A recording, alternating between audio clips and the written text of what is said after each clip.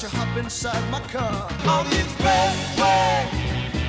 All right, that's the auto theme. Chip Lyness back with Louie Herron from Louie Herron Toyota in Milledgeville. And we appreciate you listening every week. Catch it Saturday mornings at 9, Monday mornings at 11 every single week. Great tips to help save you money on not just new cars, not just used cars. We talk about service. We get into leasing. Right. Yeah, Never we got to get Brad back out here. I also need to get the guys from the lake lot out here, so yeah. folks understand some of the values that are going on down at the lake down here Gotcha. Next to the pyramid, and so that's a good thing. So Mackenzie, let me ask you this: we were talking kind of during the break about tips, and you were like, "Well, Dad, what kind of tips would you give on used cars?"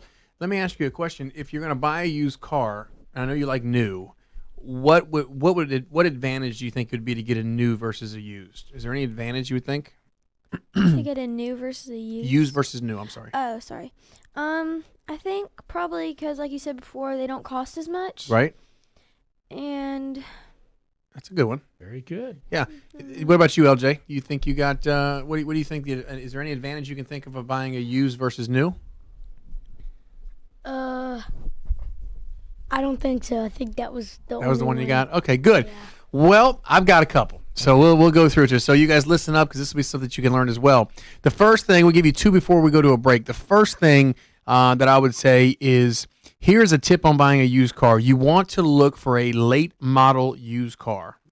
You look for a late model used car, one that is 1 or 2 years old. And the reason why you want to do that is because your biggest savings are going to come from there. Now, they didn't say you're the biggest, the least expensive is going to come from there. The biggest savings is going to come from there because the vehicle loses its value the fastest in its first year or two. It takes the biggest dip of depreciation. One of the benefits of buying a used car is you don't have to pay for that inflated price, that sticker price, that you get that depreciated value, especially as we turn to 2014. If you can buy a 2012 model, I mean, literally, if you remember what I said, Chip, a 3-year-old car is typically worth how much of the sticker price? Do you remember what I said? It was like half. That's right. Yeah. Think about that. So if you're in 2014, okay, you get a 2000, and you have a 2011 model that you bought. I mean, it's worth half of its original value. So one of the big tips is if you're going to buy a used car and you're looking for some savings, you're looking for a good deal, you want to go ahead and get you a car that is 1 or 2 years old. And Chip, you've done that as well, haven't you? That's typically how you buy them. Yep.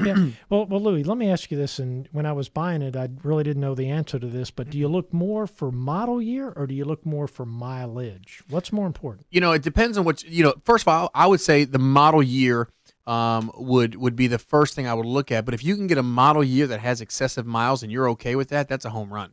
For example, if it's 2014 and you're buying a 2012 and a car should have 12,000 miles a year and now it's got 24,000 miles, what it should have on it, and you got a 2012 with 48,000 miles, that's a home run. Because a 48,000 mile 2-year-old car still has warranty, still in good shape, still gets good finance terms, but the depreciation is huge on that because you're only really supposed to drive 12 to 15,000 miles a year. So 24 to 30,000 miles is all you're supposed to have, and it's got 45 or 50. That's still a good car.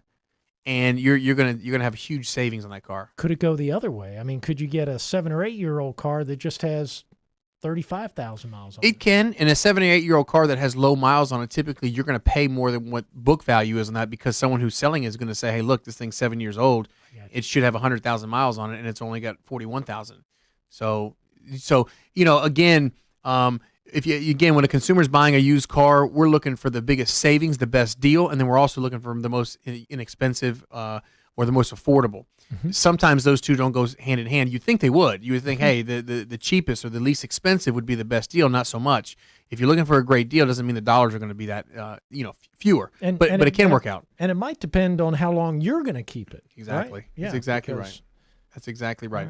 Right. Second tip real quick, and we'll go to a break. If you're buying a used car, this is something you definitely want to consider. The best deals are going to be on the vehicles with the most supply.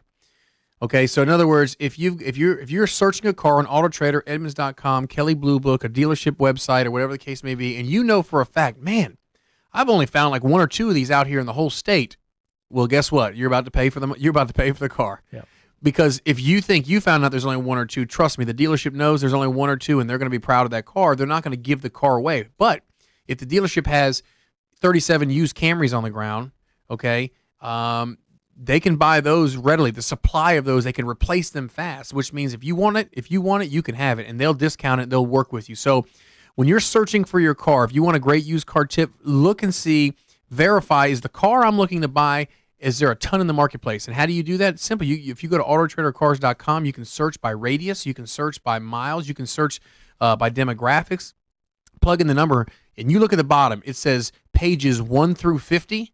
That means there's 50 pages of those vehicles, which means there's a ton out there, which means you should be able to get a deal. If you look at the bottom and there's only one page, and that page spans out in 500-mile radius, you're probably, if you find the car you want, they're not going to work with you because they already know that they barely found it themselves. Right. That make sense? Yeah, that makes sense. And could you also, Louie, we started the show with you going over the top sellers of 2013.